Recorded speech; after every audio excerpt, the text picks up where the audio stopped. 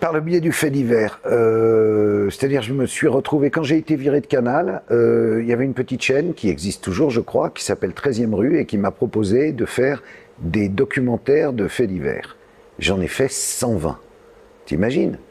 Donc, je suis passé du statut de vedette de télé qui reçoit des politiques, qui est producteur, qui est à journaliste normal, qui prend le train, qui marche les pieds dans la glaise et qui surtout va rencontrer des gens qui n'ont rien à voir avec des politiciens, avec lesquels finalement, même si je les tutoyais et je leur posais des questions qui les faisaient chier, c'était quand même au théâtre ce soir, quoi, l'idée. C'était, on était là, et bon. Là, je suis avec des vrais gens. Et ces gens, puisque c'est des reportages de faits divers, ce sont des gens à qui il est arrivé des choses terribles. Et là, tout d'un coup, on n'est donc plus dans les paillettes ou dans le glamour que pouvait, par moment, avoir comme image le vrai journal. Quoi qu'il y ait eu quand même de très bons sujets d'investigation, mais il y avait le côté sketch, il y avait tout ça. Là, on n'était plus dans le sketch, on était dans un vrai truc. Et en rencontrant toutes ces personnes, au cours de toutes ces affaires, je me suis rendu compte qu'il y avait quelque chose d'infiniment plus grave que ce que je pouvais imaginer concernant les violences et les meurtres sur enfants. Et donc j'ai commencé à m'intéresser plus avant à ce sujet, à rencontrer des gens. J'ai rejoint Innocence en danger, l'association créée par Omira Sellier. J'ai rencontré le journaliste Serge Garde, qui avait tenté en 2000, dans son journal de l'époque, L'Humanité, de dénoncer le scandale des CD-ROM de Zandvoort. On en a fait une émission de télé. Cette émission ensuite a été mise sur le net, etc., ainsi que tous les docs que j'ai fait sur ma chaîne à moi. Et je me suis dit, finalement, il y a une espèce d'omerta généralisée dans notre société autour du phénomène pédocriminel. C'est très vaste, et c'est pour ça que le film 1 sur 5 est un film grand public, destiné à tous, pour que les gens comprennent que c'est véritablement une hydre, qu'on est face à quelque chose qui est dans toutes les couches de la société, dans toutes les institutions, et qui est couvert. Pourquoi? Parce que, évidemment, qui dit 1 sur 5, c'est le nombre d'enfants en Europe qui ont été victimes d'abus sexuels, de violences sexuelles, de viols. Il y a des prédateurs. Ces prédateurs sont également dans toutes les couches de la société et font tout pour que rien ne change, y compris les lois, y compris la manière dont les pédocriminels vont être jugés. Et donc on se retrouve avec des cas indescriptibles où des enfants sont violés et le prédateur va même pas aller aux assises, il va en correctionnel et il va prendre 8 mois avec sursis. On marche sur la tête. Donc à un moment, on se dit, bon, tout ça, faut l'écrire noir sur blanc et faire des propositions. Toujours avec Omira Sellier et Serge Garde. On sort en décembre 2020 un manifeste 1 sur 5.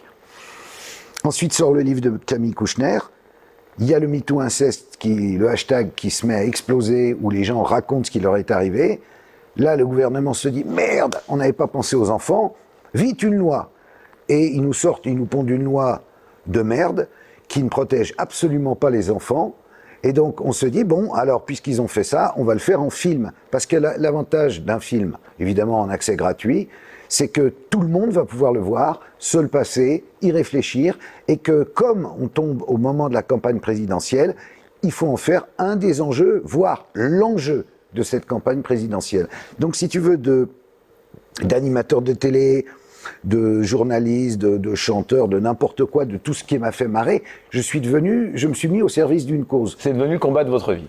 C'est le combat de ma vie, ça l'est depuis 20 ans, sauf que personne nous écoutait, donc à un moment tu tapes sur la table quand personne t'écoute. Et puis surtout, moi, faire le beau, je l'ai fait, j'ai donné, j'en ai plus rien à foutre, j'ai 60 piges, qu'est-ce que tu veux que je fasse de plus? Au moins, je vais servir à quelque chose, c'est mon combat.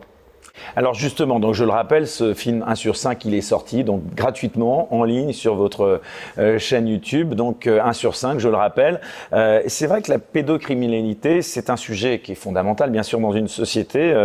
Il faut bien sûr lutter, ça me paraît une évidence. Mais il faut des vraies lois, il faut des vraies lois. Ce sujet qui est si sensible et pourtant, comme vous le montrez dans ce film, on a l'impression que c'est un sujet dont il est très difficile de parler, encore dans les médias et de manière générale. Pourquoi est-ce qu'on a tant de mal à parler de ce sujet, là où il est apparemment plus facile de parler d'autres sujets qui sont pourtant sensibles également? Pour beaucoup de raisons. La première, c'est que c'est un sujet, quand on y pense, ça fait peur. C'est tellement dégueulasse qu'on préfère ne pas y penser. Ça, je dirais, c'est un réflexe généralisé, c'est dire non, ça ne peut pas exister. Évidemment que ça existe. La deuxième raison, c'est que, comme je te l'indiquais juste avant, s'il y a un enfant sur 5 qui est abusé, ça fait beaucoup, beaucoup de prédateurs, d'enfants. Il faut savoir qu'un prédateur, il n'agresse pas qu'un enfant. Quand il a ce goût-là, il en agresse beaucoup. Mais donc ça fait, puisque si on dit 1 sur 5, ça fait 13 500 000 victimes. Donc on va se dire plusieurs centaines de milliers de pédophiles au bas mot, qui sont dans la société et qui sont à différentes places. Certains peuvent être comme le couple Badawi dans leur HLM à Outreau. D'autres peuvent être magistrats, d'autres peuvent être policiers, d'autres peuvent être dans d'autres arcanes. Et tout ça, c'est maintenu sous un couvercle depuis des générations. Parce qu'on peut accuser mai 68 d'avoir, et mai 68 a joué dans cette affaire de pédophilie un très mauvais rôle, évidemment. Mais bien avant, il y avait une forme de gauloiserie, comme ça, c'était un peu rigolo, on le voit au début du film. Ce pauvre Maurice Biraud, acteur que moi j'adorais. Qui chante à côté de France Gall. Voilà.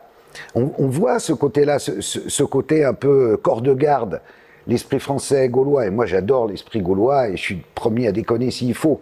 Mais je trouve que là-dessus, il ne faut pas déconner. Et ensuite, sur ce qui est de mai 68, on a, en fait, si on regarde bien, c'est un courant qui va faire on est passé d'une France un peu en noir et blanc, un peu tristouille, à une France flower power, rigolote, et c'était bien, et ça a libéré des tas de combats qui étaient très utiles, féminisme, avortement, reconnaissance de l'homosexualité, parité, tout ce que tu veux, mais malheureusement, il y avait aussi des petits malins, des pédophiles, des pédocriminels, comme on dit maintenant, parce que c'est un crime, qui se sont glissés dans le truc pour essayer de faire en sorte que la société change profondément dans la manière dont les rapports entre adultes et enfants doivent être considérés. Et ils ont commencé à faire un grand travail culturel d'abord, par le biais de Matzneff, qui était toujours invité chez Pivot. Alors pourquoi il l'invitait? Il savait bien que c'était une saleté, mais non. Ça faisait de l'audience, ça le faisait marrer, ça faisait marrer les gugus qui étaient autour, et des gens considérés comme des grands intellectuels qui disaient non, mais finalement, pourquoi pas? C'est vrai qu'on peut très bien, après tout, faire l'amour avec des enfants. Et alors, certains des Cohn-Bendit, je pense pas que Cohn-Bendit est pédophile, mais Cohn-Bendit s'est laissé aller sur des plateaux à dire des trucs insensés, quelle excitation quand une petite fille de 5 ans touche ta braguette. Non, mais sans déconner. Et on laissait passer ça, on laissait. On se retrouve aujourd'hui avec un problème majeur. Voilà. Et c'est difficile la question que je voulais te poser, hein, puisque on peut se tutoyer, voilà, avec vous, c'est ta marque de fabrique de tutoyer les invités, donc je vais faire pareil. Est-ce que ça a été difficile? Est-ce que de manière générale, c'est un sujet sur lequel il est difficile d'enquêter? Évidemment. Est-ce que tu as reçu des menaces? Est-ce que tu as subi des pressions? Écoute, ça fait 25 ans qu'à chaque fois qu'on en parle, on a tout le monde contre nous. Alors, quand par exemple dans une enquête précise, on va parler avec les gendarmes qui s'occupent de l'enquête, le juge, ou avec les flics qui s'occupent de l'enquête, et qu'on leur dit, attention, derrière cette affaire-là, il y a certainement un réseau. Ils nous disent, les réseaux, c'est un fantasme. Pourquoi ils nous ont répondu ça? Ils nous ont répondu ça parce qu'ils savent très bien qu'il y a un réseau, mais ils ne veulent pas d'emmerdement. Ils ne veulent pas être emmerdés dans leur carrière. Ils ne veulent pas qu'un supérieur hiérarchique vienne leur dire, non, Coco, tu arrêtes ça. Donc, ils étouffent, ils noient le poisson. Ils font comme si ça n'existait pas. Au bout d'un moment, on reconnaît que ça finit par être agaçant. C'est agaçant notamment quand tu penses aux petites victimes. Tu dis, mais alors il n'y a personne en fait pour les défendre. C'est pour ça qu'on a dit, revérifiez bien l'historique des choses que vous nous avez présenté, vous justice, vous police et vous médias derrière. Parce que les médias, alors, soit ils se mettent des œillères, ils veulent pas d'emmerdement non plus, ils veulent pas en parler. Parce que, il y avait eu un documentaire d'Élise Lucet qui s'intitulait La fin du silence, qui avait été réalisé sur ce sujet. La fin du silence. Il n'a jamais été rediffusé et il est a priori introuvable sur Internet. Ça t'inspire quoi? Ça m'inspire que j'ai réussi à le faire débloquer pour en utiliser 2 parties dans 1 sur 5. Je l'ai fait débloquer auprès de l'INA, qui jusqu'à présent l'avait bloqué. Pour des raisons... Comment t'expliques ça? Mais je ne sais pas. Voilà, c'est tout le problème de cette omerta. C'est que... Et je crois que la pauvre Élise Lucet s'est bien fait taper sur les doigts. Et en tout cas, la personne Madame Bouillon, qui était procureure à l'époque, qui est sur le plateau après le documentaire et qui vient dire qu'elle sait qu'il y a 2 enquêtes sur des charniers d'enfants, a été mutée dès le lendemain. Et quand aujourd'hui, elle est âgée, elle est en retraite, on dit, est-ce que vous voulez en parler? Elle répond, ah non, il en va de ma vie. Il en va de ma vie. Donc, c'est donc qu'il y a quand même quelque chose. Alors on va me dire, ah bah t'es complotiste, mais je suis pas complotiste du tout. Les complotistes, ils inventent, ils disent que la Terre est plate. Mais c'est ça, on te reproche beaucoup de ne pas étayer de faits prouvés, avérés souvent. Mais putain, mais Epstein, c'est pas étayé. C'est quoi Epstein? L'affaire Epstein. Ils en parlent, les médias. Ils en parlent plus jamais. C'est quand même la plus belle preuve d'un réseau organisé. En plus, même c'est pas au sommet de l'État là, c'est le sommet, c'est le toit du monde. Il y a le prince Andrew, il y a Bill Gates, il te faut quoi de plus? Et il fait venir des petites. Ils font des partouzes dans son île, je sais plus comment il l'appelle, enfin c'est l'île du diable. Il fait venir, et après il fait chanter les mecs. Ça marche toujours comme ça. C'est-à-dire, il faut bien se rendre compte d'un truc. Les choses sont, c'est pas du conspirationnisme, c'est tellement con de dire ça. La réalité, c'est que les gens s'emmerdent. Bien souvent, les notables, les machins, ils sont là en province, ils savent plus, tu vois, ben, qu'est-ce qui pourrait être un peu marrant, je pourrais prendre un peu de coke, on pourrait se faire une petite sauterie, un petite partouze, machin. Admettons très bien, ils font ce qu'ils veulent de leur corps. Sauf que il faut mettre un peu de piment dans l'histoire, donc on va bien trouver un connard qui va ramener des petites. Elles viennent d'où les petites? C'est des fugueuses, des filles enlevées, elles ont quel âge? Sauf que les gens qui sont là, ils sont là pour se marrer, donc ils se marrent. Sauf qu'il y en a d'autres qui sont pas là pour se marrer, ils sont là pour filmer, faire des photos, et après se rappeler au bon souvenir de la personne en question qui était là. Parce que le gars en question, il va avoir besoin de, je sais pas, du tribunal de commerce pour une affaire, d'un permis de construire, d'un nanana. Et s'il veut pas le donner? Un instrument de pression. Bah attends, depuis que le monde est monde, ça marche comme ça. Donc ces histoires de pédocriminalité, c'est entre autres ça. C'est là où le thème est extrêmement vaste, parce que ça peut être, on peut aussi parler de la cyberpédocriminalité, qui a l'air de... Bon alors je sais qu'il y a la plateforme Pharos, donc ils sont censés être 20, peut-être ils sont 100, donc ce sont des gendarmes et policiers chargés de traquer la cyberpédocriminalité. Sauf que problème, ils traquent aussi les terroristes, ils traquent aussi les escrocs sur Internet à la carte bleue. Alors on leur fait des signalements, puis ils font des enquêtes. Ils sont ridiculement peu. Ils sont 1000 fois moins qu'aux États-Unis ou en Angleterre. Et ils ne sont pas spécialisés dans la pédocriminalité. Je l'ai déjà dit dans d'autres médias, mais je le redis. Va faire un tour sur le dark web et tu verras qu'en 3 minutes, tu vas avoir des images que tu n'oublieras jamais. Et que on n'en est même plus. Parce que il y a encore un mois, je disais, oui, n'importe quel incesteur peut filmer ses ébats avec son téléphone, puis essayer de les revendre sur le dark web. Là, maintenant, on voit que c'est tourné en studio, qu'il y a des enfants qui sont devenus comme des stars du porno. Alors, je veux bien, mais des gangbangs avec une petite fille de 8 ans, excuse-moi, et ça, c'est en accès direct.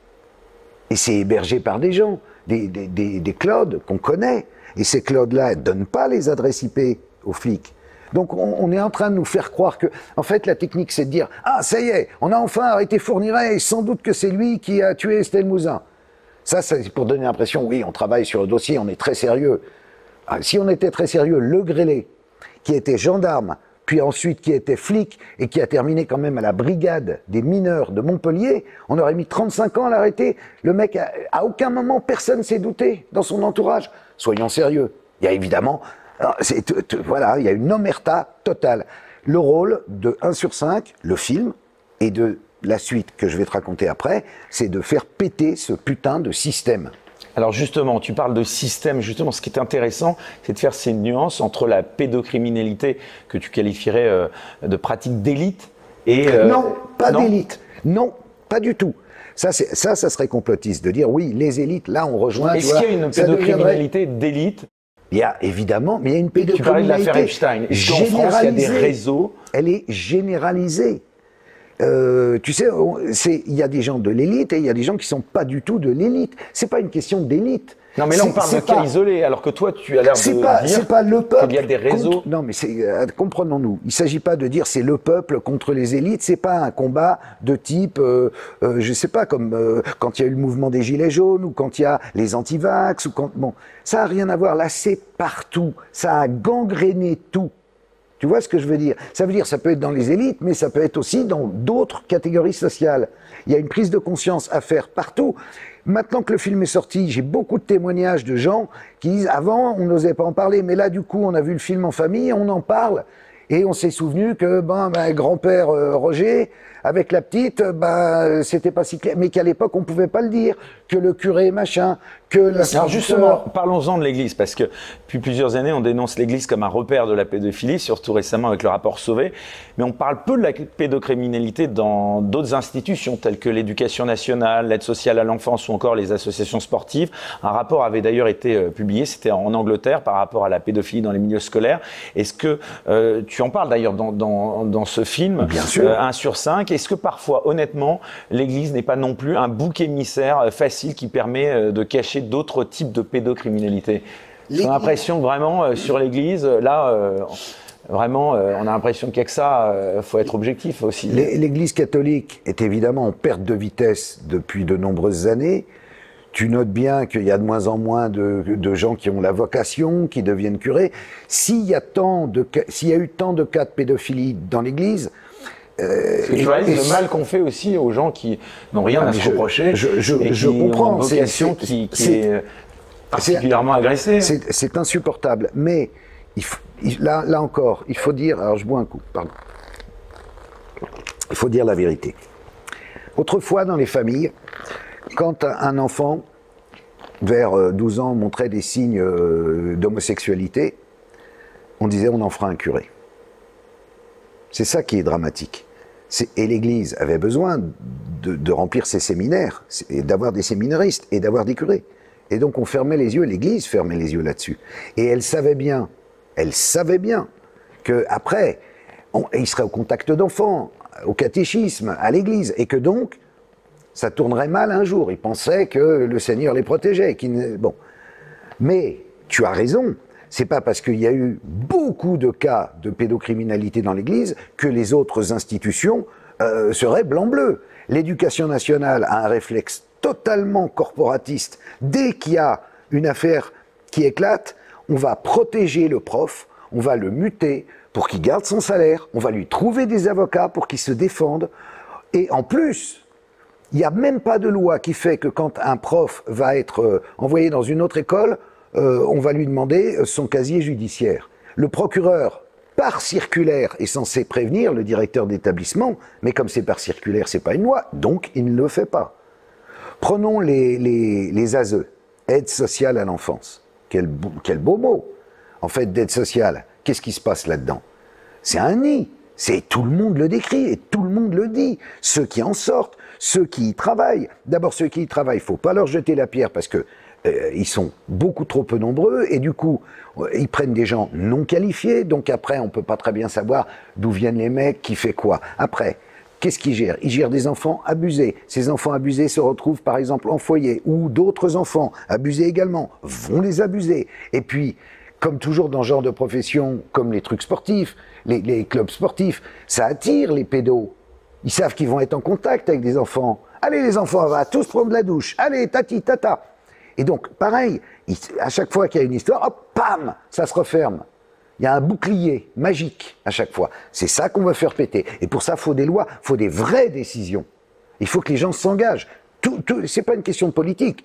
Tout courant confondu. Tu parlais tout à l'heure de mai 68, de cette libération, on se souvient tous de ces tribunes hallucinantes. La libération, incroyable, incroyable. Guy Hockenheim, incroyable, qui nous explique benoîtement, c'est un extrait de Aujourd'hui Madame en plus, genre années 79-80, oui, de même que il serait normal que il n'y ait plus de différence d'âge ou de race dans le sexe, eh bien, de même avec les enfants, il faut que maintenant ça devienne la généralité. Non mais au secours. Tu avais vu cette interview de Jack Lang par Sonia Mabrouk sur Europe 1 il y a quelques mois. Mais il y a un extrait dans le film. Il fait un lapsus. Il fait le célèbre lapsus. C'est révoltant, ces atteintes à la pédophilie. Mais après, quand on voit que ça c'est quand même le seul moment comique du film, c'est quand on découvre que Jeffrey Epstein, dont on parlait, lui a légué 58 000 € à une association. C'était pour faire un film, je crois. Voilà, il répond, ah, c'était pour faire un film. Mais quel film? C'était pas 1 sur 5 en tout cas. Tu sous-entends quoi en disant ça? Bah, je sous-entends qu'il y a quand même un problème. Il devrait s'expliquer. Parce que le nombre de rumeurs qu'il y a sur lui depuis tellement d'années, il s'en tire toujours. Ah non, c'était pas lui, Marrakech. Non, non, non, non, j'y étais pas, machin, c'est jamais lui. Sauf que là, à quoi a servi cet argent? Pourquoi Jeffrey Epstein lui file de l'argent? Il a fait une association qui est bidon en plus, puisque le siège social, c'est une boutique de fleurs. Enfin, bref. Tu parlais de politique, tu penses que la gauche a une responsabilité plus importante dans ce type de sujet? Tu n'irais pas jusque-là quand même? Non, non, non. Oui, le mouvement un peu 68 art, oui, oui, une permissivité, mais en même temps, il faut pas. Non, c'est pas une question de dire droite ou gauche. Des pédos, il y en a partout. Hein. En parlant justement de politique, est-ce que tu disais, on arrive en plein en campagne présidentielle, en tout cas dans très peu de temps, et tout le monde est quasiment presque lancé. Est-ce que selon toi, il y a certains candidats qui prennent ce sujet plus à bras-le-corps, que tu connais, avec qui tu parles? Eh bien, justement, ça c'est la suite du film. Pour voir ce qu'ils ont dans le ventre, pour voir ce qu'ils en pensent, et pour surtout leur demander ce qu'ils vont faire, on est en train de préparer, on va mettre 5-6 mesures. Parce que dans 1 sur 5, le manifeste, il y en avait 25. On va réduire à 5-6 mesures. Et on va aller les voir un par un. On va filmer. J'irai pas tout seul, je serai entouré des gens des assos. Et puis on va leur poser... Déjà, peut-être la meilleure idée, c'est juste de voir ce qu'ils en savent. Pour comprendre où ils en sont par rapport à ça. C'est peut-être plus intéressant que d'arriver et qu'ils aient déjà les mesures et qu'ils disent « Oui, oui, d'accord, je prends toutes les mesures. Voir où ils en sont, après leur expliquer les mesures, et ensuite voir lesquelles ils mettent vraiment dans leur programme, et lesquelles ils jurent d'appliquer dans leurs 100 premiers jours, qu'ils soient élus ou pas, peu importe, qu'ils prennent. Mon rêve serait que tous disent « vous avez raison ». C'est ça mon rêve. C'est que tous se rendent compte et disent oui. Parce que le changement, tu le sais très bien, il vient toujours d'en bas, il vient jamais d'en haut. Tu as demandé à voir Emmanuel Macron, par exemple? Pas encore. Il nous recevra, ils nous recevront tous. Ou sinon, il te fera recevoir par Dupond-Moretti. Non, hors de question. Je ne tiens pas à le voir, ce monsieur. Pourquoi? Tu as vu 1 sur 5. On lui doit quand même une des plus grandes escroqueries judiciaires de tous les temps. Le retournement d'une affaire simple au départ. Alors, on va rappeler le contexte. Tu parles de l'affaire Doutreau. Bien sûr. Le retournement d'une situation où il y a donc des gens, en l'occurrence, on parlait des Badaouis, il s'agit d'eux, les Delay Badaouis, qui violent leurs enfants. Ils filment, ils font venir des amis, qui font venir d'autres amis. Certains autres amis amènent leurs propres enfants. Et la justice, à un moment, le truc éclate, la justice, les flics interviennent, on se retrouve avec 55 personnes, adultes, qui violaient entre 18 et 50 enfants. D'accord? Après, ça passe au tamis. On fait le petit tamis. Bon, finalement, il n'y en a plus que 18 qui vont être amenés aux assises et 12 enfants victimes. Et puis, au procès, on condamne 12 personnes. Et là, retournement de situation, intervention de Dupond-Moretti et de ses 3, c'était les 3 mousquetaires, et les 3 avocats en plus, qui viennent nous expliquer que pas du tout, on s'est trompé, les enfants ont menti. Ah, les enfants ont menti. Très bien. Alors j'invite Dupond-Moretti à passer ne serait-ce qu'une demi-heure avec Shérif Delay ou Jonathan Delay, qui étaient les enfants victimes, qui ont été d'ailleurs indemnisés à hauteur de 20 000 francs, alors que les acquittés ont été indemnisés chacun à plus de 300 000 francs. Quand tu parles avec Shérif Delay, il te dit bien, j'ai été violé par 7 adultes, sodomisé par 7 adultes. Ok? Il y en a 4 en prison, donc il y en a bien 3 autres qui sont quelque part dans la nature.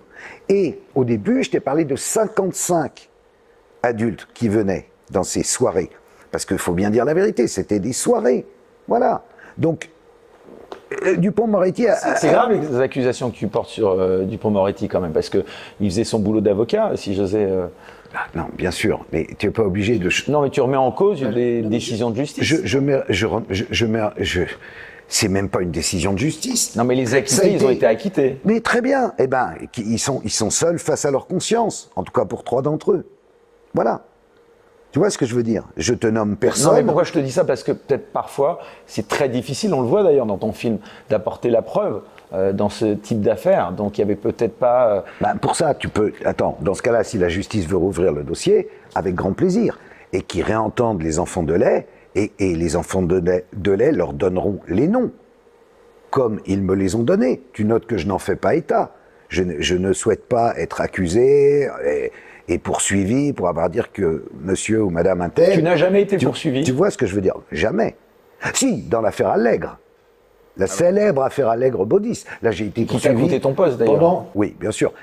J'ai été poursuivi pendant 9 ans. C'est-à-dire qu'à chaque fois, j'étais mis en examen, à chaque fois, j'étais blanchi, à chaque fois, j'étais remis en examen. Il n'y a pas un système derrière ça. Et à la fin, je me suis retrouvé en correctionnel. Et en correctionnel, j'ai été blanchi. Mais quand même, le mal est fait. Mais excuse-moi de revenir aussi à parce qu'on parle toujours de ça, tu vois. Ouais, mais là, c'est toi qui en parle. Donc non, mais c'est moi qui en parle parce que... Ouais. Dominique Baudis, en l'occurrence. Oui. Honnêtement, les yeux dans les yeux, tu ne regrettes pas? Mais qu'est-ce que j'ai à regretter? C'est lui qui est allé se foutre dans la merde en passant au JT de TF1 avec Claire Chazal sur une histoire que personne ne connaissait. Dominique Baudis, il y avait 30 personnes à Paris, dont même pas moi. J'étais même pas au courant. Moi, je l'ai vu à la télé un soir. Et il était là et il expliquait, on m'accuse d'actes de torture sur des enfants et tout. Je fais, ouh là là là là, qu'est-ce qu'il nous fait celui-là? Et là, tout d'un coup, moi je fais le vrai journal à l'époque. Je dis à mes mecs de CAPA, faut se mettre sur l'affaire, faut comprendre qu'est-ce qui s'est passé. Alors on commence à faire les sujets. Et là, on commence à découvrir. Et le fond de l'histoire, c'est que Dominique Baudis n'était pas quelqu'un qui était pédophile. À aucun moment. Par contre, c'était quelqu'un qui aimait s'amuser, si tu vois ce que je veux dire. Et qui sortait souvent. Ben non, je vois pas ce que tu veux dire, justement. Eh ben, qui participait à ce qu'on appelle des parties fines. Et donc, malheureusement, ce qu'il n'imaginait pas, du moins j'ose l'espérer, c'est que la personne qui était chargée d'être le pourvoyeur de jeunes filles, de jeunes garçons mineurs de ces soirées, c'était Patrice Allègre. Patrice Allègre, c'était quoi? C'était un dealer de coke, ok?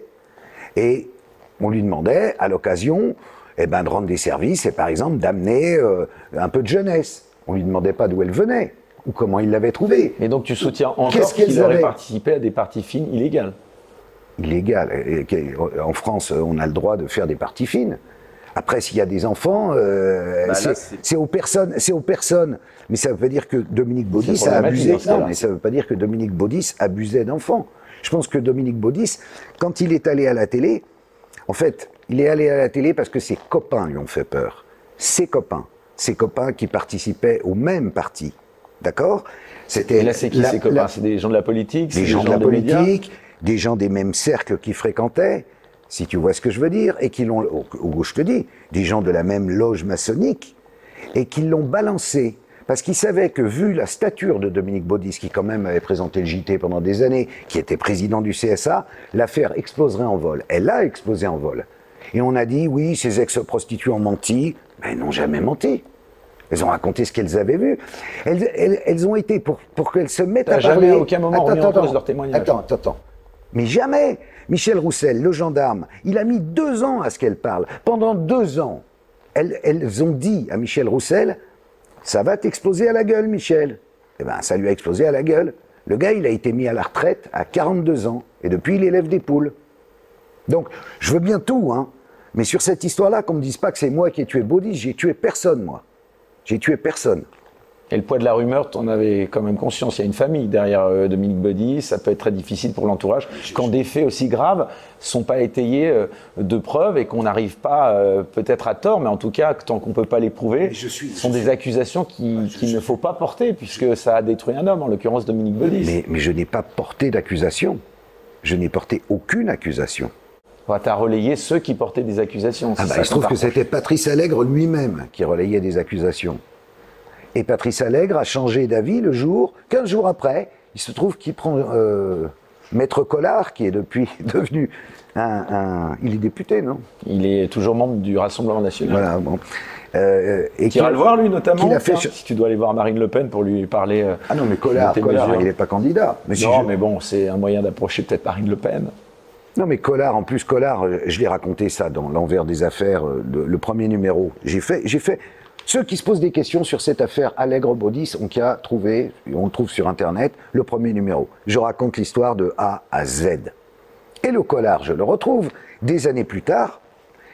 Et je lui dis, t'as eu bien de la chance, toi, hein, tu as récupéré l'affaire Allègre. Quand ça a commencé à partir en cacahuète, t'as fait changer Allègre d'avis. pourquoi t'as fait ça? Il me dit, ah, parce que je t'en devais une. Comment tu m'en devais une? Oui, souviens-toi, me dit-il, de l'affaire de Carpentras. Alors là, je me dis, merde, qu'est-ce que... Ah oui, c'est vrai, l'enveloppe. Gilbert Collard avait dit, oui, dans cette enveloppe, j'ai les noms des assassins de monsieur Germont. Et nous, dans le vrai journal, on avait pris l'enveloppe, on avait ouvert l'enveloppe, et il n'y avait rien dedans. Et on avait diffusé ça. Et il l'avait mal pris. Et donc la petite vengeance du petit serpent à plumes se produisit quelques années plus tard au cours de cette affaire. Mais c'est annexe. Ce qui est grave dans cette affaire Allègre, c'est que c'était un serial killer qu'on a aujourd'hui 189, écoute bien, personnes mortes ou disparues dans la région de Toulouse, sur lequel il n'y a pas d'enquête. Tu as une association qui s'appelle Stop à l'oubli, qui attend toujours la vérité. L'affaire a explosé en 2003, on est en 2021.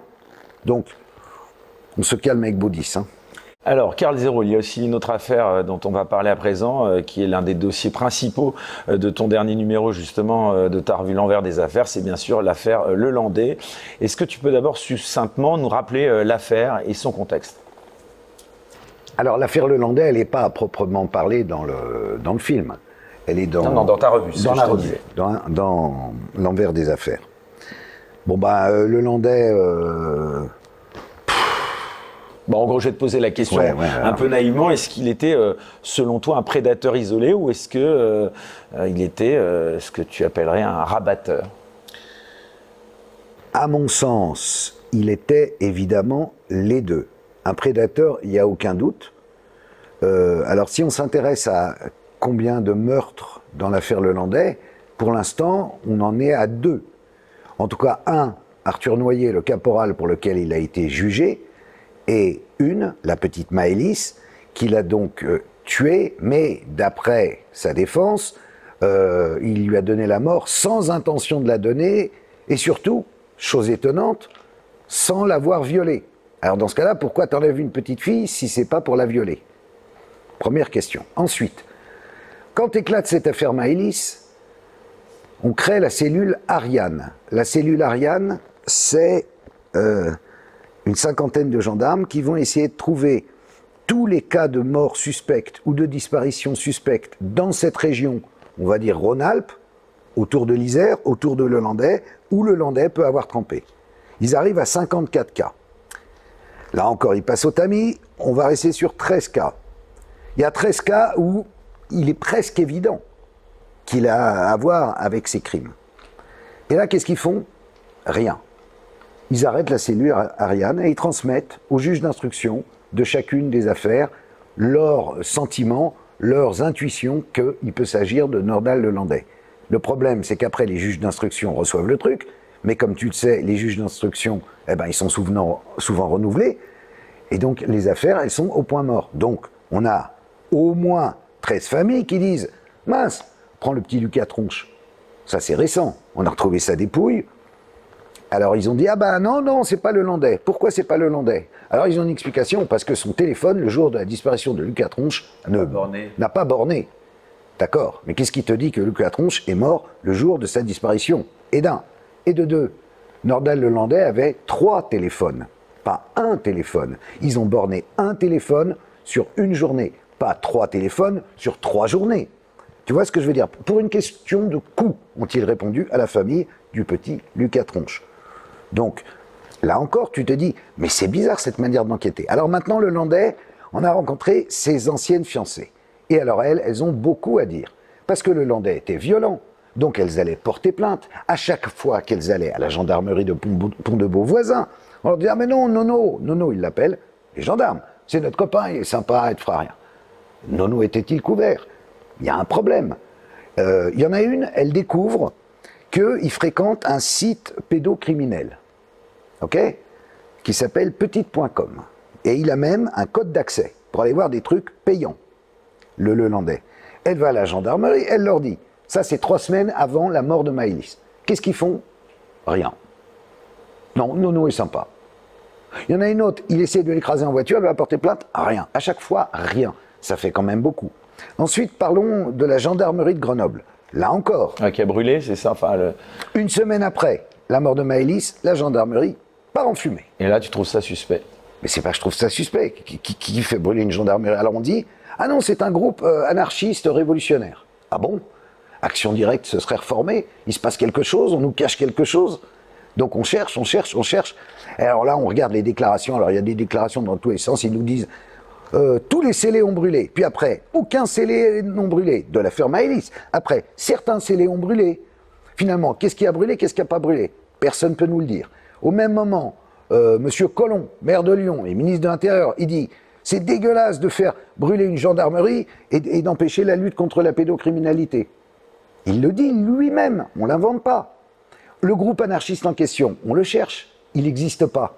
Par contre, on trouve un détenu proche de Lelandais qui commence à nous raconter une histoire et qui nous dit bon voilà, alors il faut lire l'envers des affaires, c'est trop long, et qui nous dit que bon, bah, c'est des potes qui ont fait brûler le truc. Pourquoi? Parce que dans les scellés, il pouvait y avoir des choses qui nous auraient révélé que le Landais, quand il avait enlevé la petite Maëlys, eh ben c'était pas pour son propre compte. Et voilà. Donc là, ce terme horrible, le terme commande, mais qui serait derrière ces commandes? Parce que là ça encore... peut être plein de trucs. Ça peut être... Attends, on continue l'enquête. Là, on en est au numéro 3, premier article sur le Landais. Mais aucun autre média ne reprend ce que tu dis, ça ne t'étonne pas? Ça, comment tu l'expliques, Carl?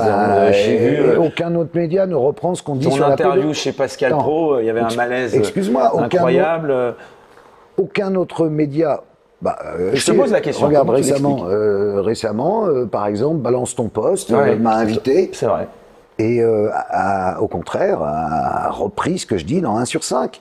Ça fait 25 ans que je dis des choses et que effectivement les médias n'en parlent pas. Sans doute ils ont peur pour, je sais pas, leur carrière, ils ont peur.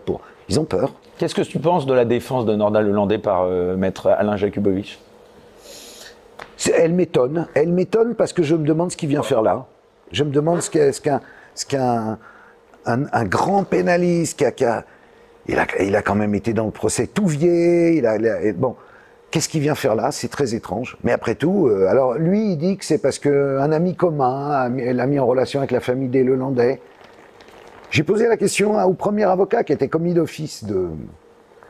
J'ai dit, mais c'est bizarre, l'intervention subitement, vous avez été dégagé comme ça, et il n'était pas très disert, c'est maître Méraud. Il m'a dit, non, mais c'est des choses qui arrivent, enfin, il n'y avait pas... Je sais pas, c'est bizarre.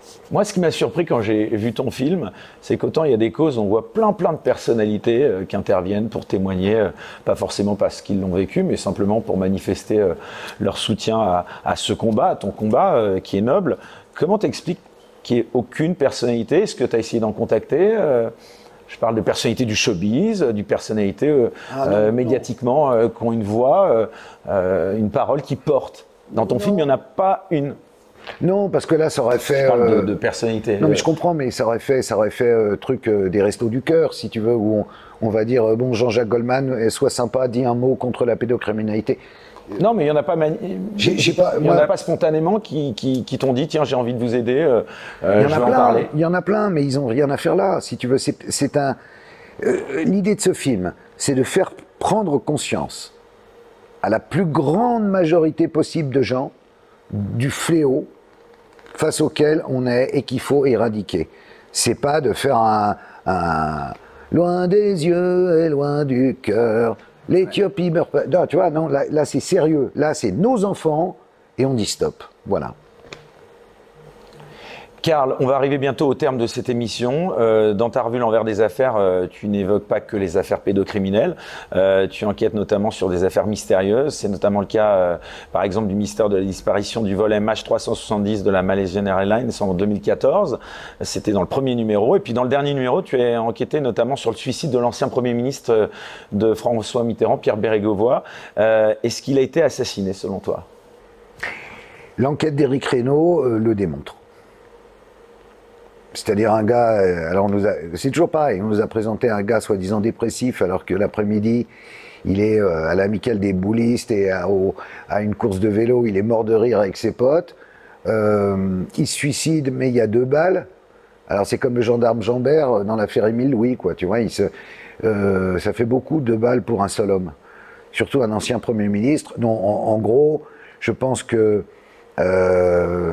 s'il faut chercher un coupable, c'est c'est dans l'entourage de Mitterrand et des socialos de l'époque.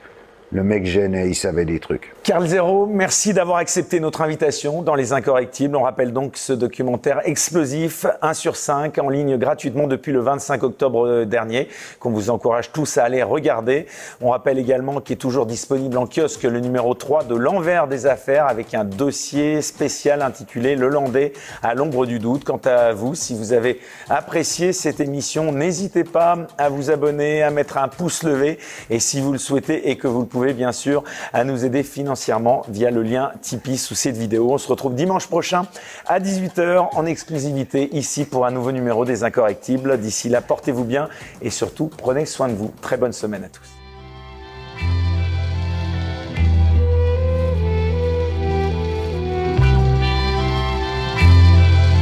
Illuminati comme Tupac, c'est l'infâme sur le beat. Oublie pas les barbares, une balle ça part vite. Demande à Malcolm X, j'ai plus faim comme Gandhi. C'est la révolte, je vous dis, plus j'avance et plus je grandis. Je repense à Kunta Kinte derrière des chaînes, pour voir toute cette merde diffusée sur toutes les chaînes.